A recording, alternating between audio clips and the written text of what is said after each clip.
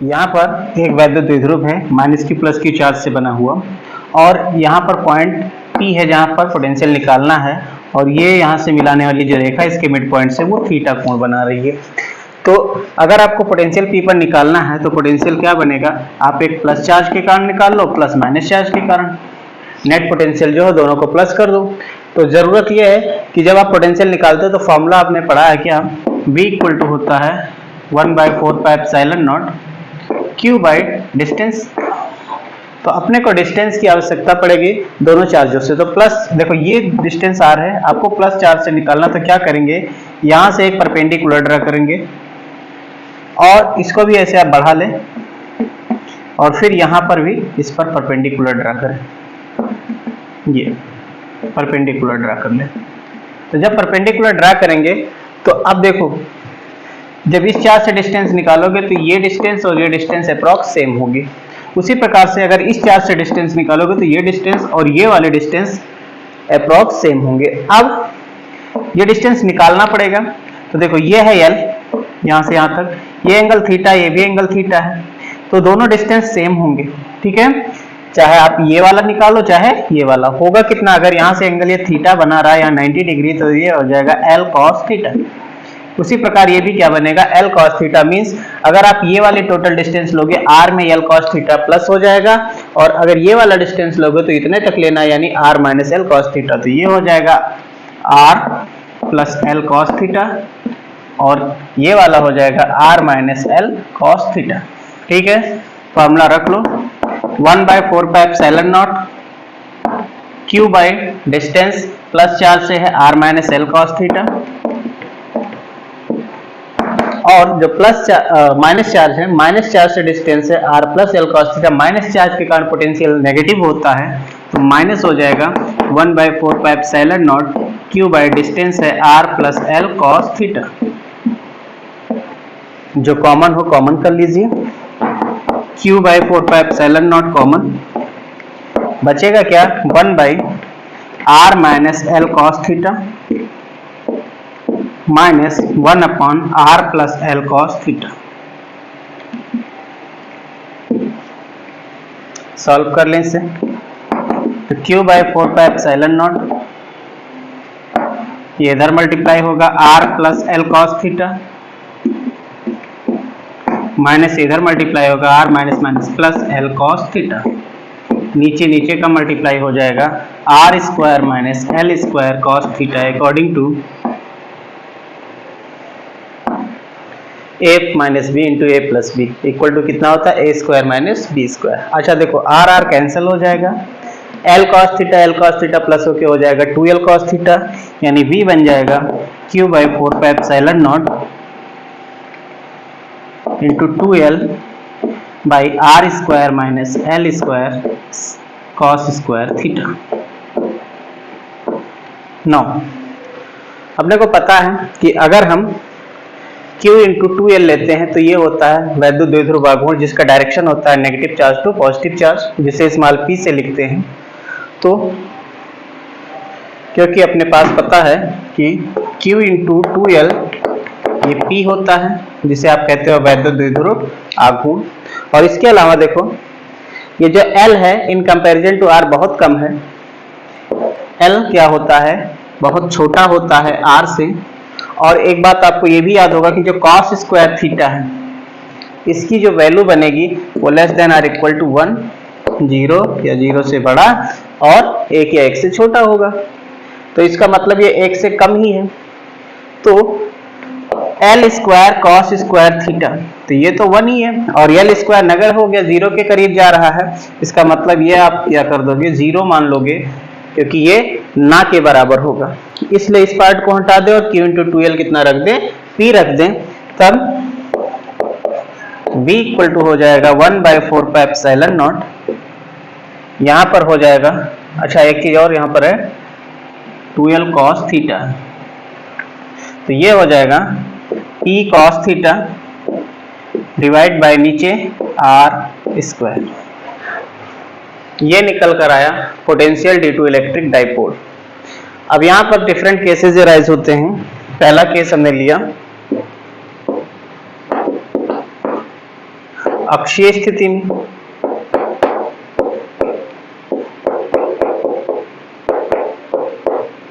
अक्षीय स्थिति की बात करते हैं तो ये जो P पॉइंट होता है इसी एक्सिस पर होता है, मतलब ये इससे एंगल कितना बनाएगा 0, तो थीटा हो जाएगा 0 और cos 0 की जो वैल्यू होती है वो होती है 1। तो इस फार्मूले में cos थीटा की जगह कितना हो जाएगा cos 0 यानी कि 1। तो इस केस में V आ जाएगा एक्सियल पोजीशन में 1/4 पाई एप्सिलॉन नॉट P/r²। दूसरा केस आता है निरक्षीय स्थिति का। केस सेकंड, निरक्षीय स्थिति में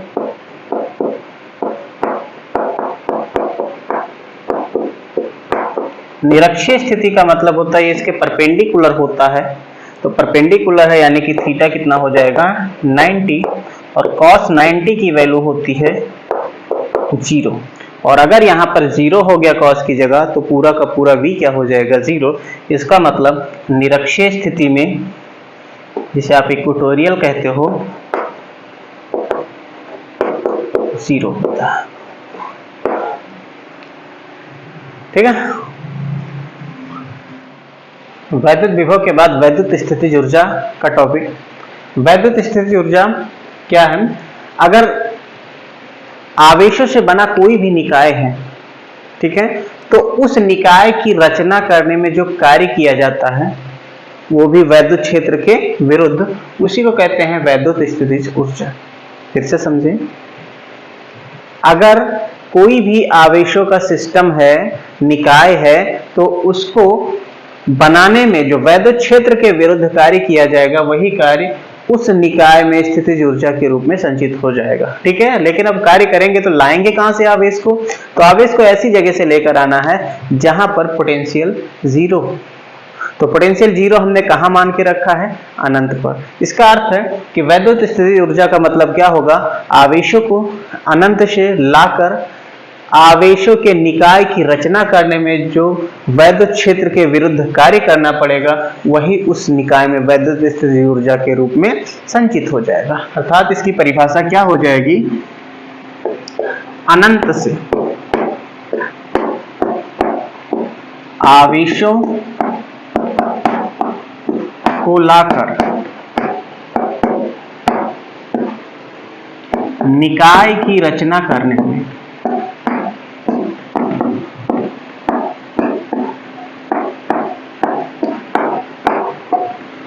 वैद्युत क्षेत्र के विरुद्ध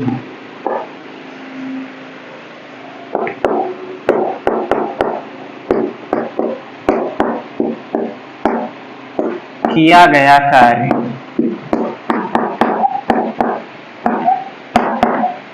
उस निकाय में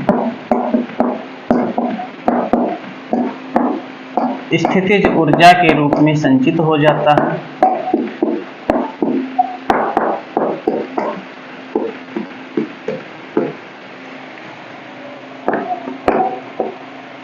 संचित हो जाता है।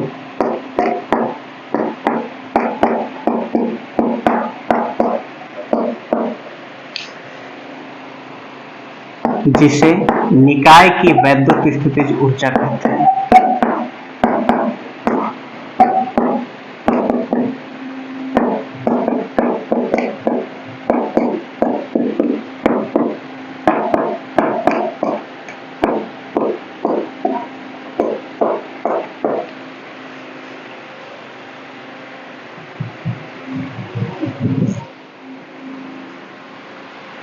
तो सबसे पहले हम बात करें स्थितिज ऊर्जा के फार्मूले की, तो उसके लिए आप पहले ये डिसाइड करना पड़ेगा कि जो आवेशों का सिस्टम बना रहे हो वो सिस्टम क्या आपने बाह्य वैद्युत क्षेत्र में रखा है या बिना बाह्य वैद्युत क्षेत्र का ही है। तो पहला केस हम लेते हैं जब कोई बाह्य वैद्युत क्षेत्र ना हो। तो पहला केस लेते हैं बाह्य वैद्युत क्षेत्र की अनुपस्थिति में।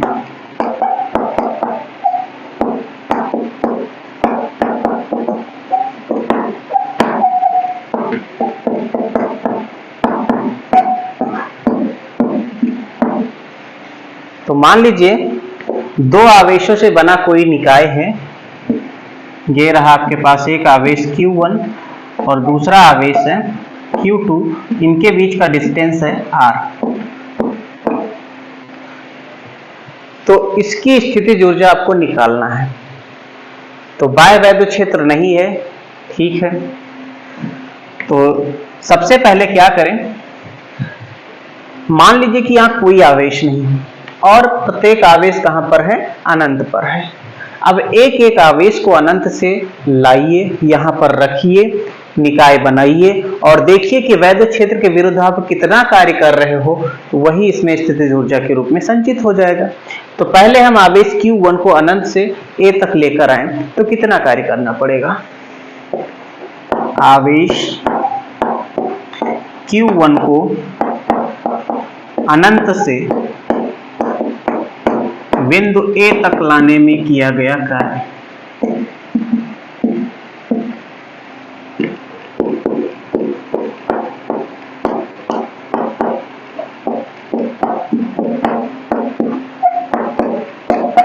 इसे W1 से लिख दें और W1 क्या हो जाएगा, देखो बाह्य वैद्युत क्षेत्र है नहीं तो वैद्युत क्षेत्र के विरुद्ध कोई कार्य करना पड़ेगा, बिल्कुल नहीं करना पड़ेगा, इसलिए ये हो जाएगा 0। ओके, Q1 को रख लिया। Q1 को रखने के बाद क्या होगा, ये अपने आसपास इलेक्ट्रिक फील्ड बना लेगा। इलेक्ट्रिक फील्ड आएगा तो पोटेंशियल आ जाएगा। तो अब आप Q2 को जब लेकर आओगे तब तो कार्य करना पड़ेगा। Q2 के लाने से आप पहले आपको यहाँ पता करना पड़ेगा कि यहाँ पर जो फील्ड बना वो कितना हुआ, अर्थात यहाँ पर पोटेंशियल कितना हुआ। तो Q1 के कारण V पर पोटेंशियल निकालते हैं। Q1 के कारण बिंदु B पर विभव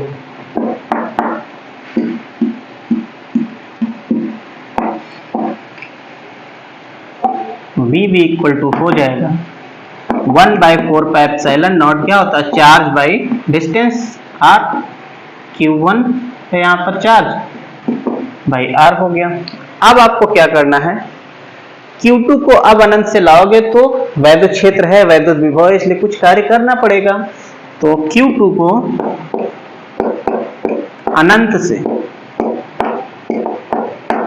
बिंदु B तक लाने में किया गया कार्य।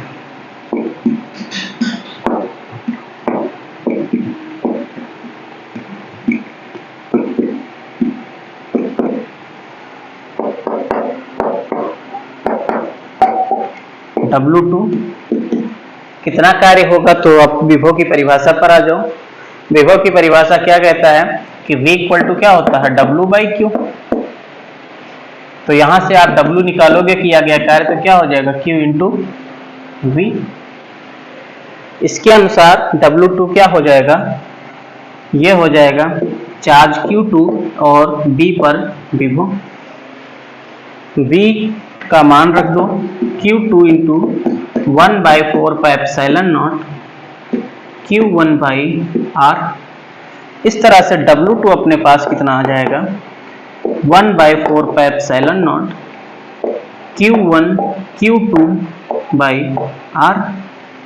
ये आपके पास W1 W2 सारे निकाय बन गए, यानी सारे आवेश आ गए, यानी निकाय बनकर तैयार हो गया।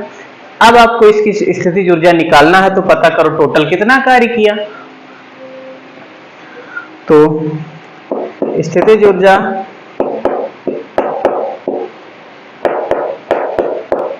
U बराबर टोटल कार्य यानी W1 प्लस W2।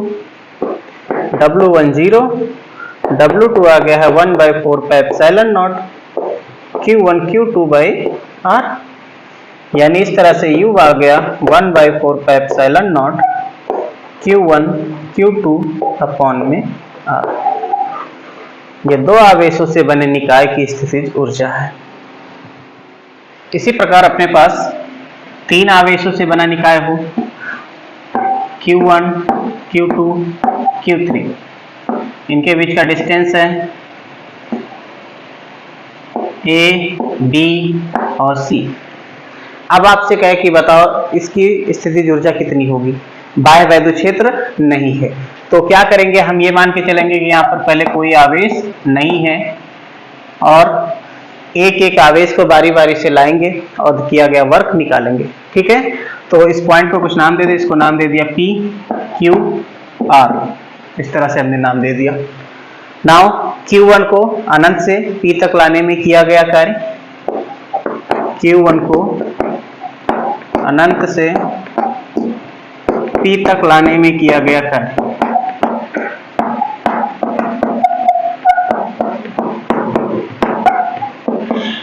बाह्य वैद्युत क्षेत्र नहीं है तो कोई कार्य नहीं करना पड़ेगा, W1 हो गया 0। अब क्या करेंगे, Q2 को लेकर आते हैं, Q1 को रखा अभी Q3 नहीं है, ध्यान रखना। अब क्या करें, Q2 को अनंत से बिंदु Q तक लाने में किया गया कार्य, बिंदु Q तक लाने में किया गया कार्य।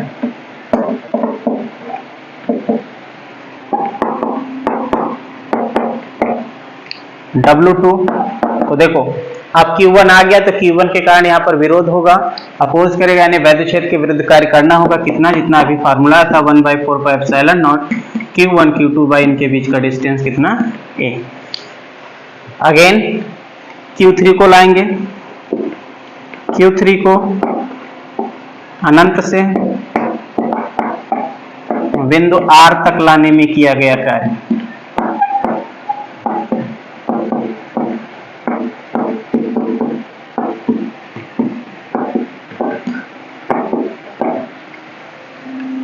W3 तो देखो जब आप Q3 को लाओगे तो दो लोग आ चुके पहले, Q1 भी और Q2 भी, तो Q1 भी इसका अपोज करेगा, Q1 के कारण भी आपको वैद्युत क्षेत्र के विरुद्ध कार्य करना है, Q2 के कारण भी करना है।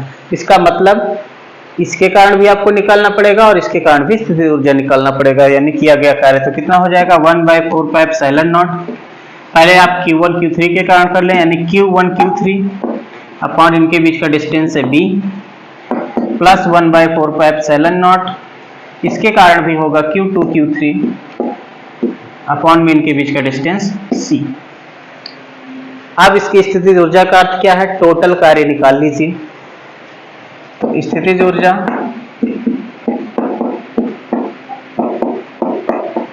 U इक्वल टू बनेगा W1 plus W2 plus W3, सबकी वैल्यू रख लो।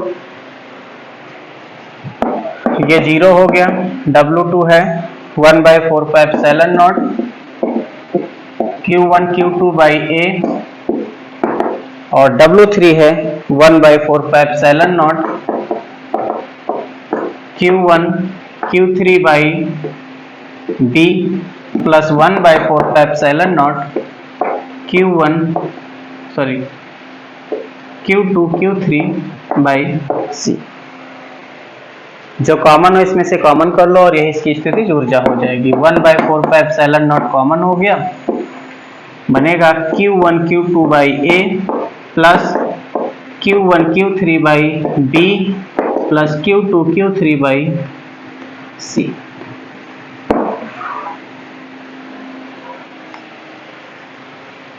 अब इतना लंबा प्रोसेस आपको लिखने की आवश्यकता नहीं है, ये सारा प्रोसेस आप एक स्टेप में करने की कोशिश करो। कैसे, आइए अगले क्वेश्चन को देखते हैं। आपके पास इस तरह से एक स्क्वायर है जिसकी भुजा है A, ABCD इसका नाम है, और इस पर चार्जेस कुछ रख दिए हैं। इस पर चार्ज रखा है Q, इस पर चार्ज है 2Q, इस पर चार्ज है -Q और इस पर चार्ज है Q। अब आपको इस निकाय की स्थितिज ऊर्जा निकालना है।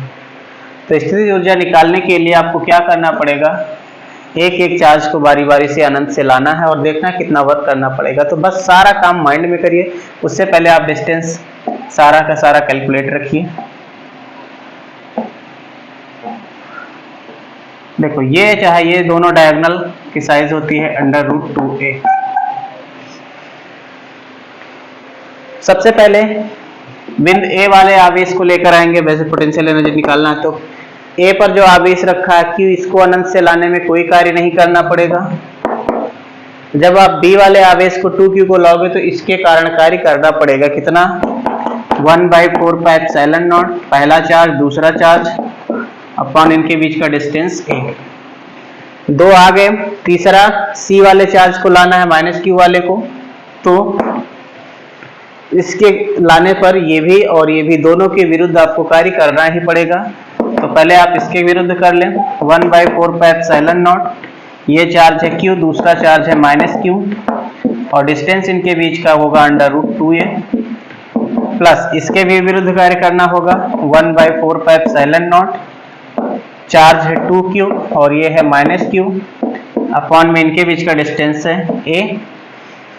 ये आ गया। इसके बाद आपको क्या करना है, D पर जो आवेश Q रखा इसको लेकर आना है अनंत से और इस बिंदु तक।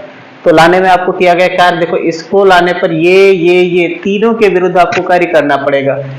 तो कितना करना पड़ेगा, पहले आप इसके लिए कर लो, 1/4 pi epsilon not Q into Q upon इनके बीच का डिस्टेंस है a, प्लस इसके कारण करोगे 1/4 pi epsilon not Q into 2Q upon में इनके बीच का डिस्टेंस √2a, फिर इसके कारण 1/4 pi epsilon not Q into -Q upon में इनके बीच का डिस्टेंस है a। समझ में आया? ध्यान से समझो। ये आपके पास हो गया W1 और W2 आपके पास ये हो गया, W3 में ये दोनों आ गए और W4 में आपके पास ये इतना आ गया। समझ गए? बहुत ध्यान से। अब इसमें जो भी कॉमन हो सके कॉमन कर लो। तो